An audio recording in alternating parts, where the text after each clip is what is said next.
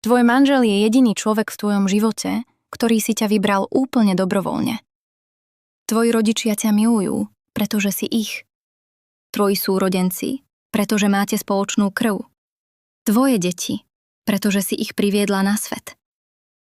Ale on nemusel. Nebol ti pridelený. Nemal povinnosť zostať.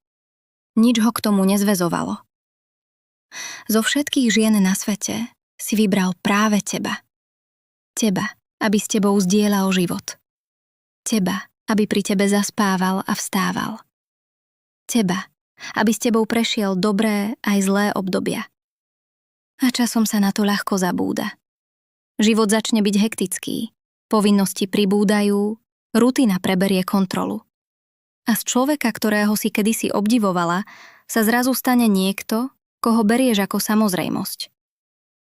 Ale pravda je, muž, ktorý si ťa vybral, potrebuje ste len cítiť, že je vybraný aj on.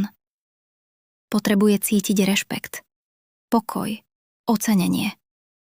Pretože láska nie je niečo, čo sa udrží samo.